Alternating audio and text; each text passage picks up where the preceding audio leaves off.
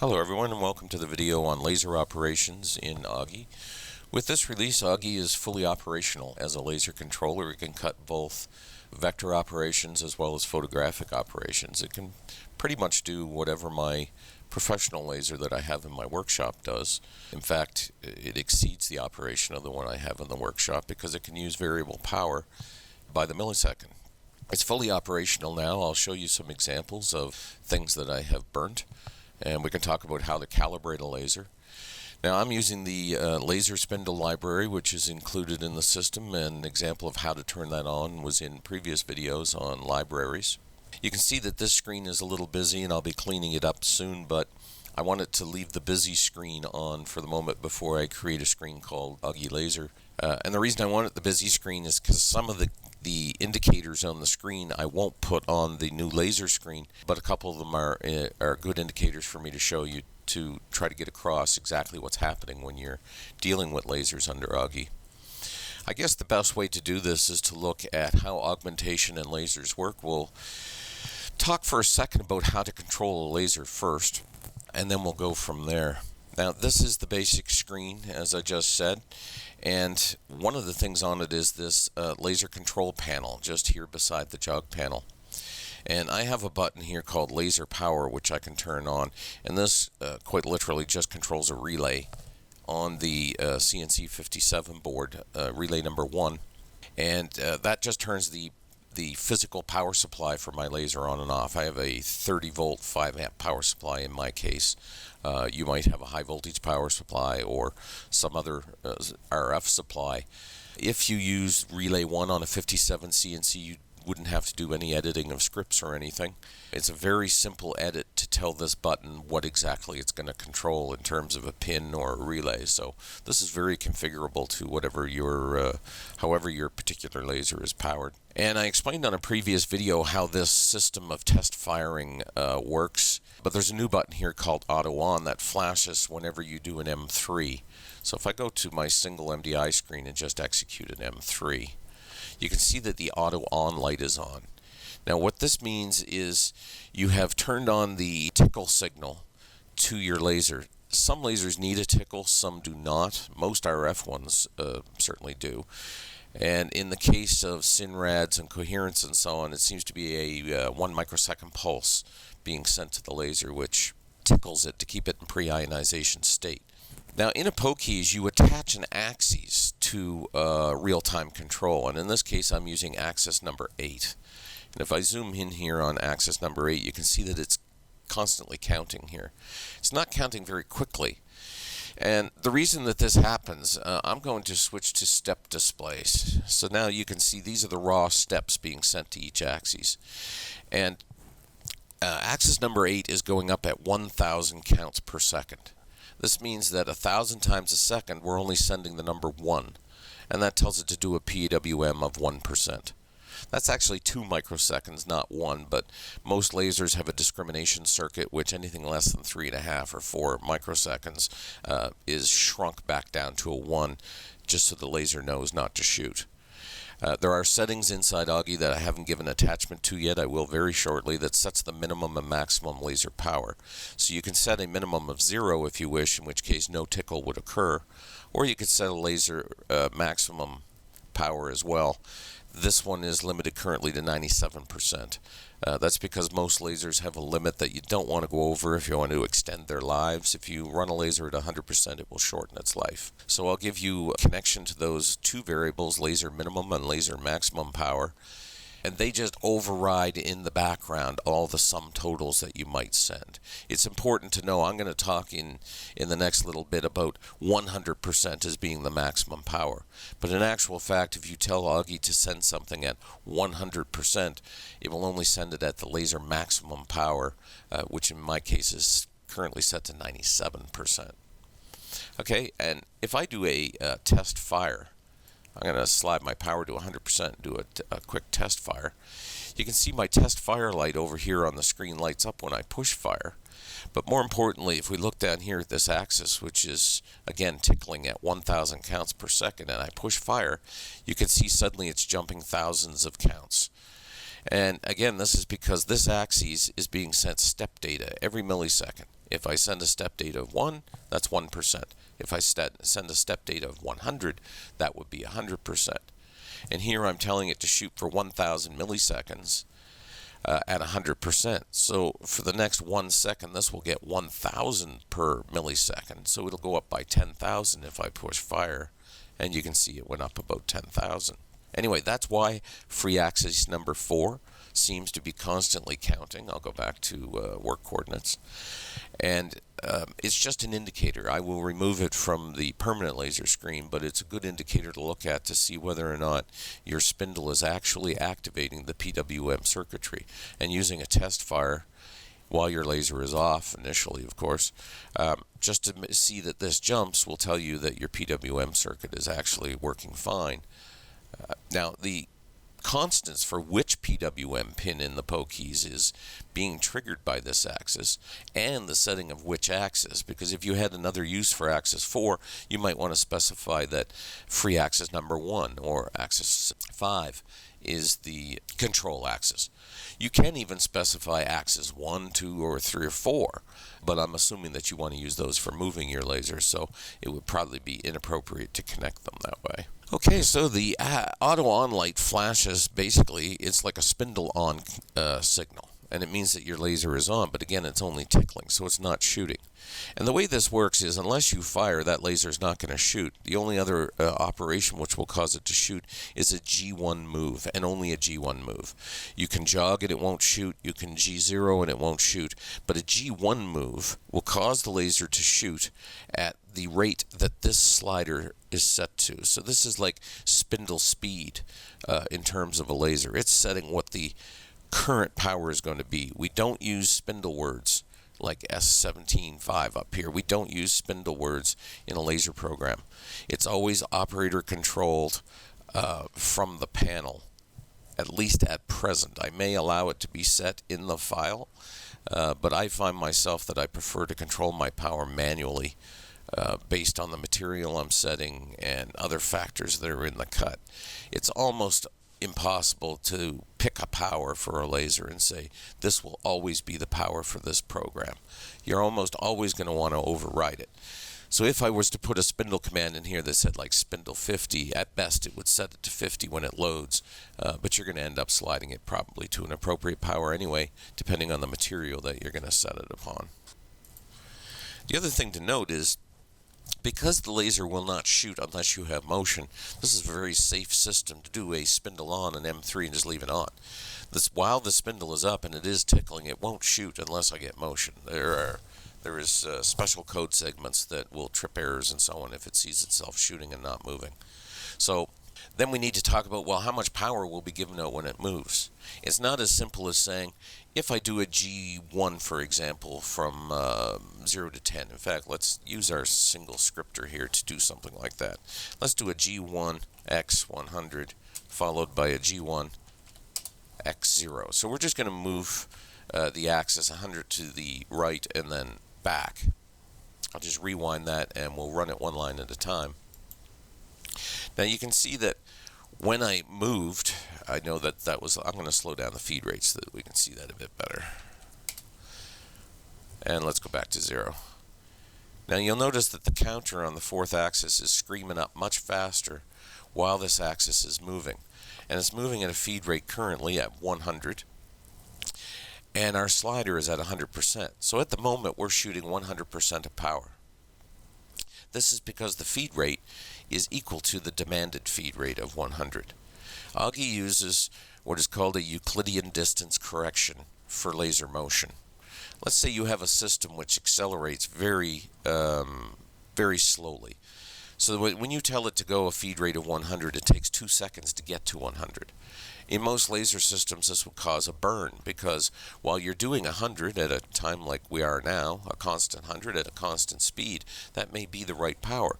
But as you accelerate, you're moving much slower than 100, and yet using the same amount of power. So that would normally create a burn. What Auggie does is it takes the feed rate demanded, so a feed rate of 100, and it divides it by 60,000. Because that's how far at that feed rate that the laser will move in 1 millisecond. It then takes a look at what it's actually being commanded to move for that millisecond, in terms of distance, and it rates its power based on that Euclidean distance. The best way to explain this is that if you had a system that has a bit slower acceleration and you were to cut a box, obviously the axis would be moving faster. I'll use this as a display. If you were to leave this point here heading in this direction, you'd be moving slowly until you got to about here, and then at a steady speed, and then you would slow down again. Typically this would cause you to burn the first area and burn the last area, but since we measure the Euclidean distance between each millisecond as we move, and we adjust the power accordingly, what you'll get is basically the same power per millimeter across the entire line from the beginning to the end. I have found in practice this makes things very smooth. Now I'm going to apply a further polynomial correction to that once I get a bit further along, and we can draw up plans for allowing you to enter your correction points. However, I have found that this works extremely well without any further correction. For example, you can do images with a spiral raster. Now a spiral will move slower at the beginning than it does at the outside edge, and yet my photographic engravings using a spiral are a steady density across the object. Again, that's due to the distance correction factors. Okay, with those things in mind, let's talk about how you would shoot then an image in Auggie. So I'm going to go back to the G-code screen here. We can pretend that we just booted up Auggie and we wish to do an image. You can either use a pre-processed image job that you've created before, or you can create one on the fly and start your image from there. And that's done with this augmentations button up here in the corner. And if I hit Augs, since we only have one type of augmentation that's created so far, it will come up with the image augmenter. Here we select an image, and I've been using a test pattern image. Those who were around during the early days of TV would recognize the image as that which we always saw when TV actually shut off for the night at about midnight. I'll go to JPEGs here, and here's the image that I'm going to use. When I load it, it comes up in the load window and in a preview window. The preview data is the data that you're actually going to use. Now in this particular image, we can see a green bar across the bottom. This green bar is actually showing the distribution of grayscales through the image. We can't use it on this image.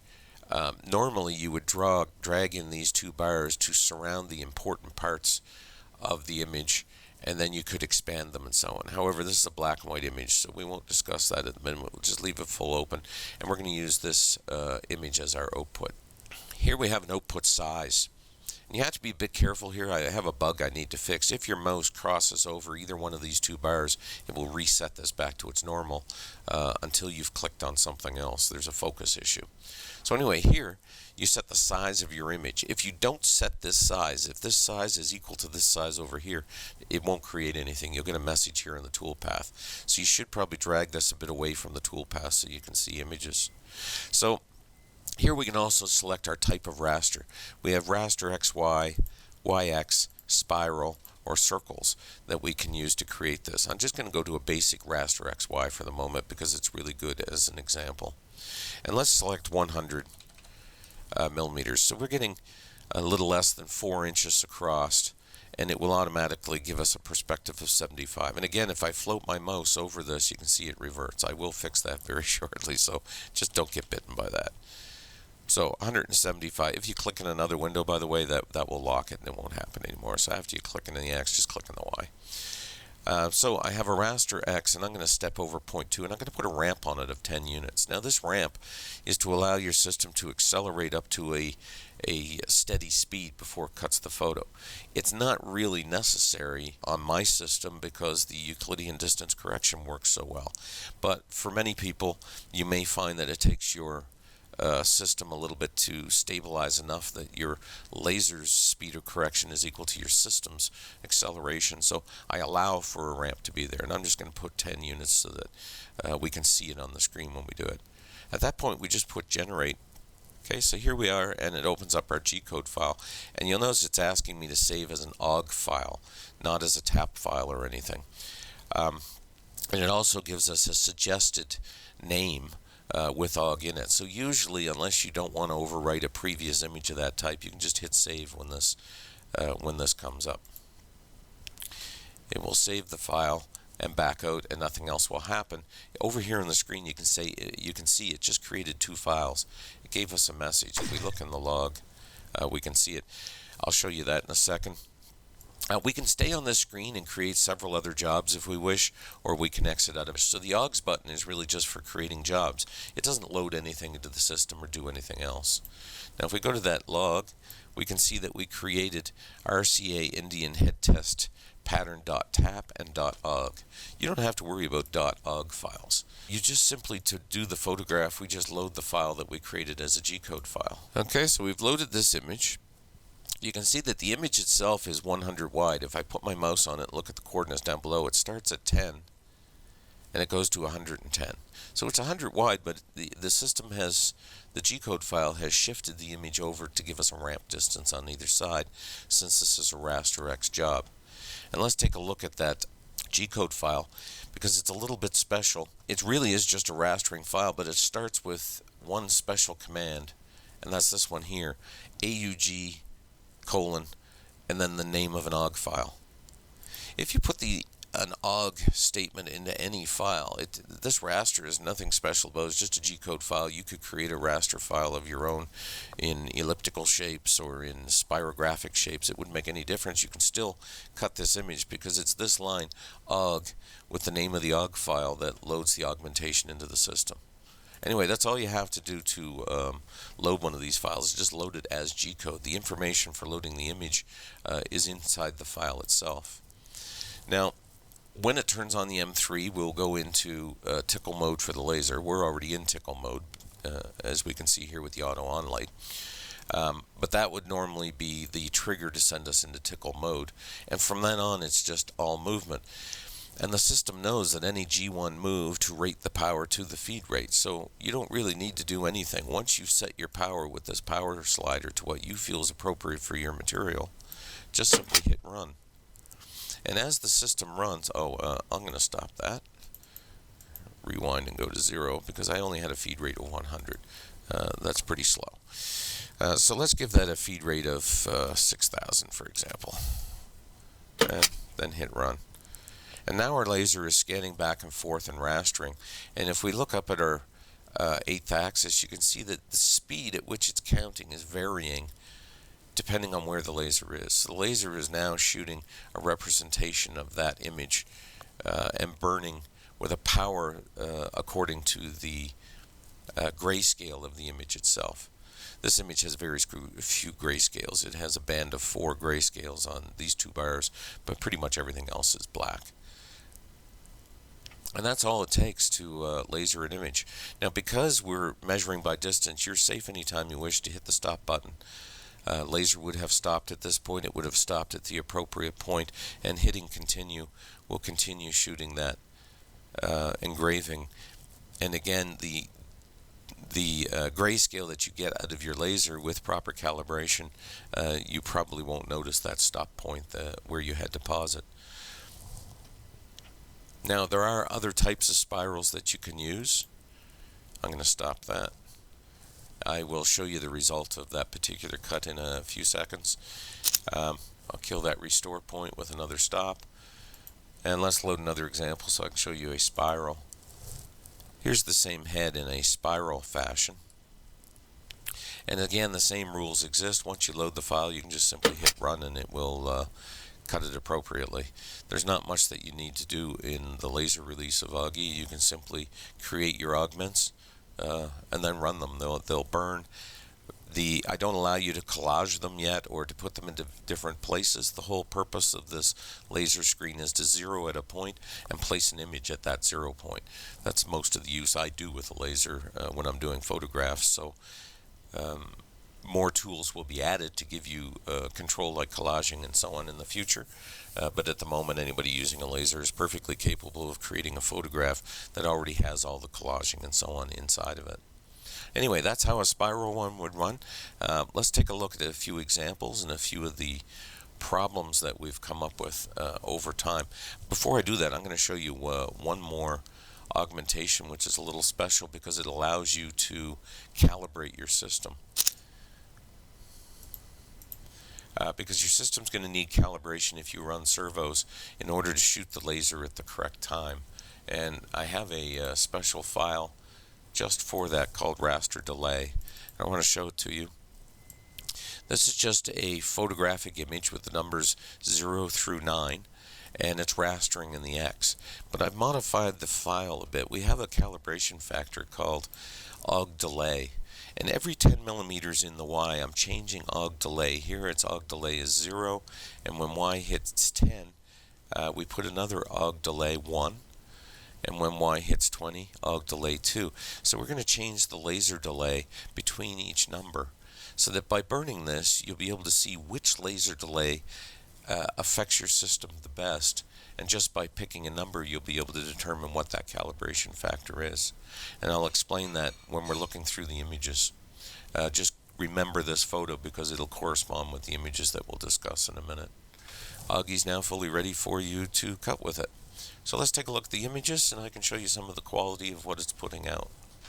So this is the result of the first image that I cut, and it's cut in a raster Y.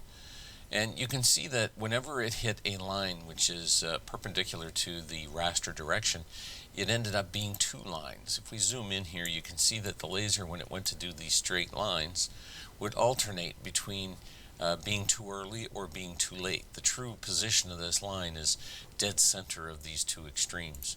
And this is because the actual position of the servo motor lags the commanded position by a certain number of milliseconds, and that number of milliseconds is dependent on your servo tuning. Stepper motors will tend not to suffer from this because they immediately switch to the step that they have to switch to. They're not really running behind actual position. But servos will have a certain phase degree angle change between commanded and actual position, and you can see that reflected here. And it makes the image very uncrisp. Even here where it's trying to do solid bars, you can see it starts early in one direction and starts early in the other direction, leaving offset lines. And it makes everything look as if it's out of focus. So what we did is came up with a test for that called the augmentation delay test. And that's that image I showed you earlier. And this is that image run twice. Incidentally, these images are inverted mirror image. That's a bug that was in the software, which has been fixed since. So anyway, we started cutting these at 0, rastering in the X direction, which on this picture would be up and down. And you can see with no correction, no delay in our laser's operation, we get 2 distinct lines. And they get further apart the faster you go. This bottom picture was shot at 2,000 millimeters per minute. The upper picture was shot at 6,000 millimeters per minute. But what these 2 pictures show is although this artifact gets worse at higher speeds, it's all related to one time as the root cause. And here, if we look at the image, when the 2 lines converge, it's at number 5, which tells me my system has a 5 millisecond delay between commanded position and actual position. And down here on the slower image, it also converges at 5. So this means that no matter what speed you're running, this servo delay problem with triggering a laser can be cured by using the same delay time. Now, it may change from system to system. When you run this test on your own system, you might find you converge at 8 or at 1.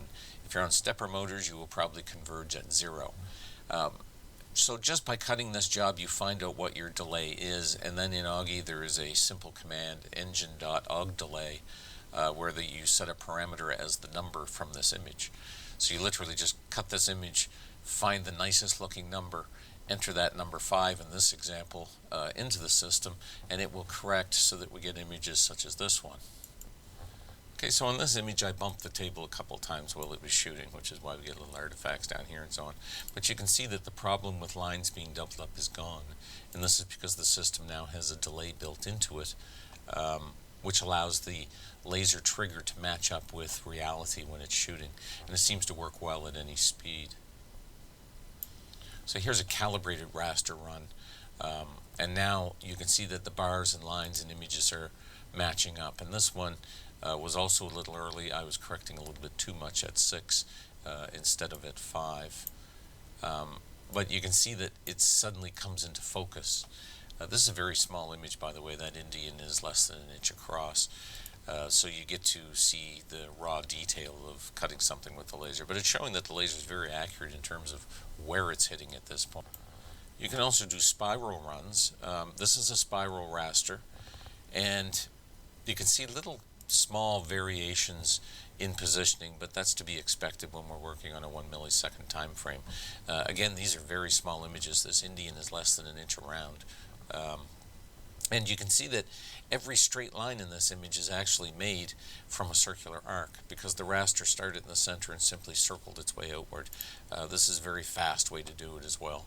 Got a couple small artifacts here for one reason or another, probably at the same time that I was bumping the table for that created these offset artifacts. But you can see it's much crisper just as a result of that single laser delay calibration. So if you do hook up a laser, make sure you look into that laser delay and get that calibrated in order to get any good quality out of the system. Here's a quick image done on a piece of oak. I don't particularly like images in oak. I find them hard to get through properly, but it was just a quick test to make sure that the registrations were working. So that's the state that we're at in Auggie at the moment. You're welcome to join us if you've got a laser and you want to hook up. You're all set to machine at this point. There's lots more work to do, and we'll be working on various calibrating systems and so on to help us get the best kind of quality that we can out of it. Now that two-dimensional imaging is working, I'm going to be working on auto-focusing routines and routines for us to check focus to find the best off-focus point to do engravings such as this one. When you cut on paper, you typically don't cut in focus.